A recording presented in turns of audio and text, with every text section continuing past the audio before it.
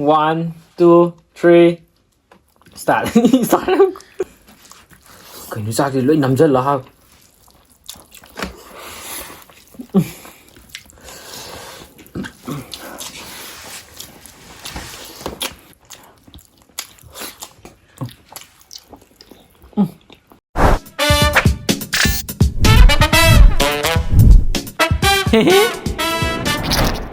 Hi Mayam Mayam ngasi jo ano video pudro lae ano video je kaino ha kanda ik thongba ko YERUM mukbang ne ngasi tawjara ka di di YERUM mukbang je ngasi di challenge ni puro lai je challenge se YERUM tara ne ko sana du je koi taw jiga challenge ni mukbang je ik YERUM je tara ne ko ka ngam ge tu yeng na du ne ba koi ma ju phasa sai ai ju khang de ai ji sai ya za de ma ju kham ani ko aduna cái này anh mà sao chứ ông tao cần tao đi vậy, à nè, xe lên xe em tại yên cái xe này, đó mẹ, rồi nó hay một cái nó khá hay cái, nó mình cái cho hay một cái nó, mình là phải mang ta câu gì, bảo sẽ phát triển đi, lâm cái hay này phá là cái này mà, đó cái tao là gì, học gì là, xe lên xe cái máy punishment gì, quân trên đâu đây này, mà thằng tao đang ngâm nào, mà thằng, lát ngay sẽ ngâm tầm video quân trên đâu, quân sẽ ngâm đâu, bỏ tôi na mà thằng để video thì chú phổ thông đâu vậy. Dạ, đây ông ấy tôi có ok. Sao với con biết lấy một thằng nào vậy? Dạ đấy, ít tin nhục này để học gì là gì? Học gì mang chúng thầm này nuôi gì vậy? Dạ, cái nó, chỉ là hay đó rồi.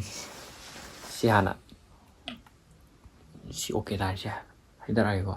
Ôi na, tao đấy sáu à đi không? sáu. chỉ chứ, khởi 열시 탐하게. 파져보시 뭐. 야, 이제 탐하지 야지 호르시. 야, ready? 1. 징나는. Tapos ano ko?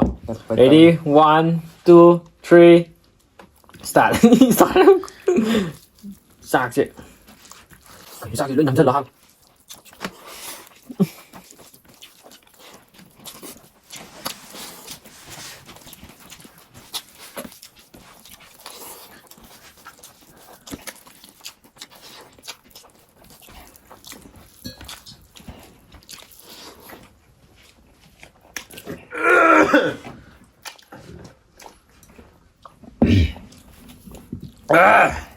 Cái nó ngại mà đi để đi đấy thì không biết rồi phải đi ra cái nó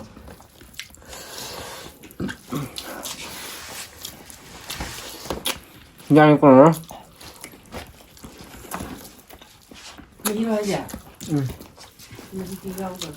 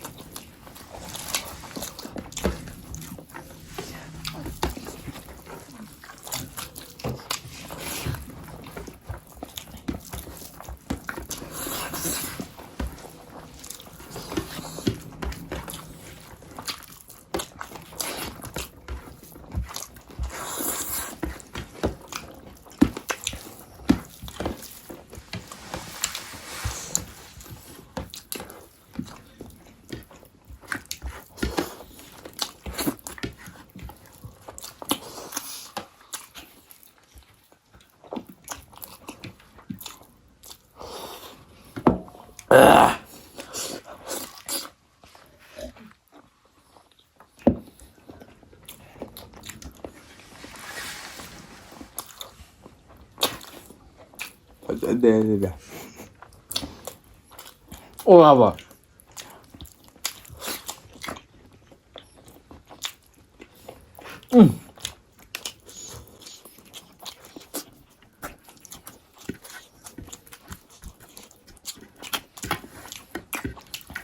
好吃不呢？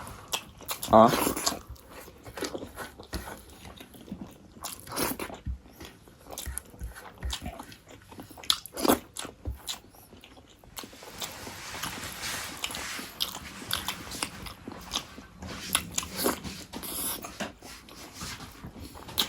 那个人呢？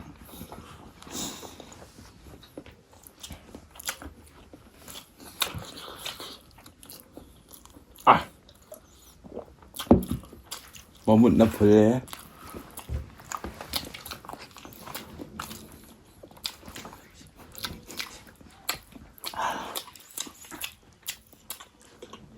참 하이고. anh真扎个人。 Nhắm hoa đi, nhắm hoa đi.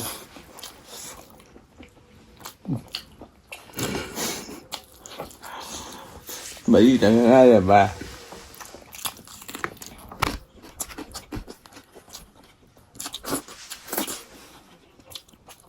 딱 그냥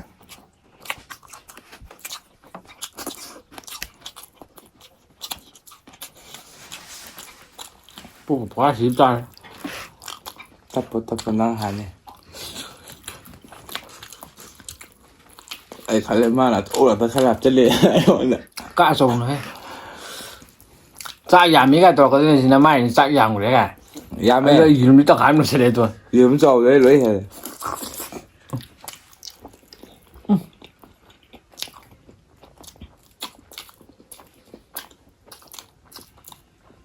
还有我他们这边现在嘎皮呢，咋几嘛？然后完整。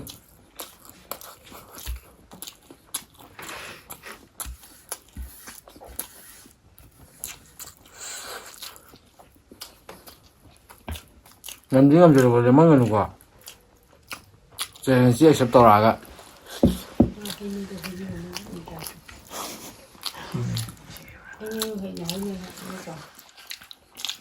thì hay mày hay cho rồi. Mày nè.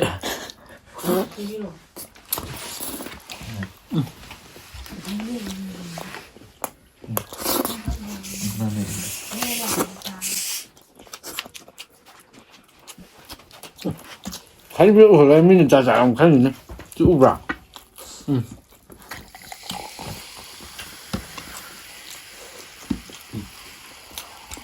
Biết thành ở đây nè. Gà đấy. À, cái ba gì thôi gì nè. Ơi, cái khó hay nơi gì bò. Tôi hết rồi. Sẽ liền ra cả. Mà tiền nó bằng thật là dễ.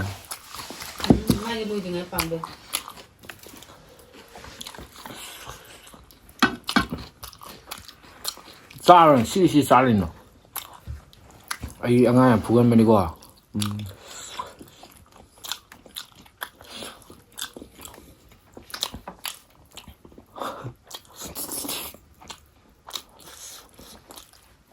Thì đúng tổng anh nghe thế này khơi ra. 그래서 뭐 상황이 되는 거. Má này đi. 아이 노래는 끝끝 생기니까 내가. Má này mà tạo ra thấy rồi. ngon quá rồi. Mà 이름 따라가지고 아키니다가 싸가 짱 아까 어디가 막. 이 분게 들고. 다 잡으면 되라. à mình đây thôi. 그러니까 저가자. Như vậy. 맛볼. 맛이. Đồ nó nghe. 정말 예쁘고 하이 진짜 예뻐.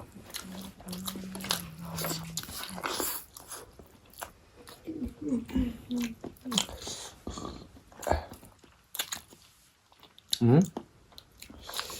Hay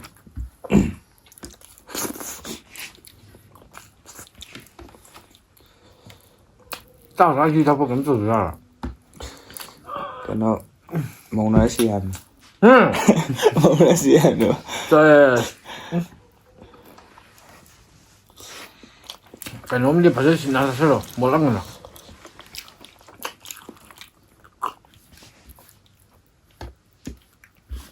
Yes. Okay. Nói gì vậy? Đây. Muốn một chỗ này là nông hội yum hành nó bùi ghê rồi. Sao vậy? Mà muốn làm gì? Không là. Thế lôi xà lăng này chưa?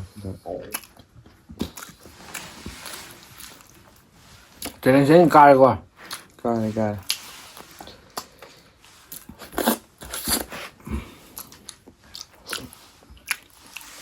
Và nó giải đi à kìa. Apa anu ya? Phúc còn tao đấy.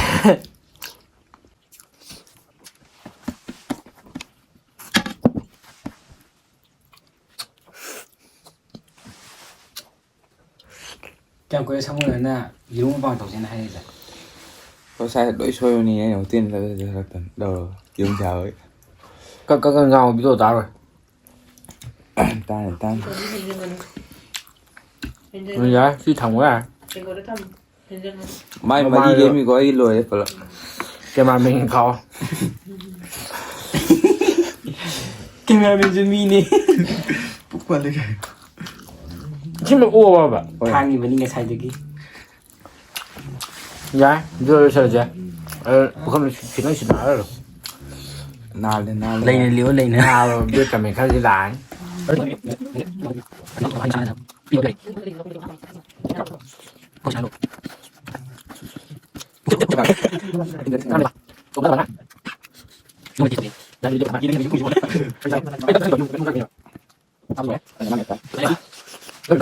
Hay ba zoom card ngang là sập quả. Thì thấy sẽ để sắp cây thằng gì cả. Bà thấy video lẻ này. Thế next time đấy là cùng vậy. Ma'am, si Ma'am videoje matang sabi sinjarage.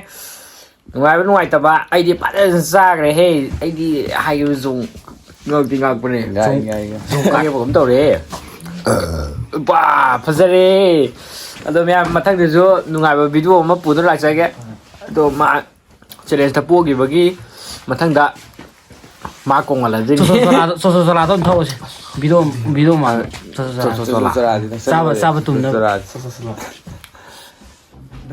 xong rồi nó hay yêu đi Ai sẽ vô cái hay thế? năng gà bên đi Ai ăn hồi lên năng thâu chứ ốc tre làm được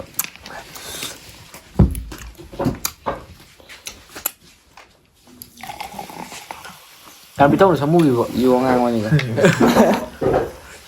cái nước sôi chính đời rồi thôi chưa rồi bên này sang ok xin được những mì mà tôi giờ em ý tôi sẽ một tháng sau xin chào em please sai tuổi này sorry một mang được hai cái này em nục xí bị tôi nào ai trên này chỉ vô tôi nục xí bị tôi là Thokmok trên này chỉ vô em nục xí bị tôi support anh ta em cái support tôi ngay cái gì vô cả support cho tôi em tôi vì đây đó adum Nepal itana support adum to bio ayung ngam makai video je phaja ba kadin phaja ba adum ngami makai thaga charake ado nan kra haydana hàm rồi nghe mà thằng matang phaja haage sabu bat le de chi ado pa le ta le ado ma'am nơi tại lên mình yam ha ngasi video lesson dore ado ma'am ngasi gi oine di ma'am video matang sai lesson jarage ado ma'am si video na like share subscribe to sin biramo ma'am si haraga ma'am lesson jarage ma'am bye bye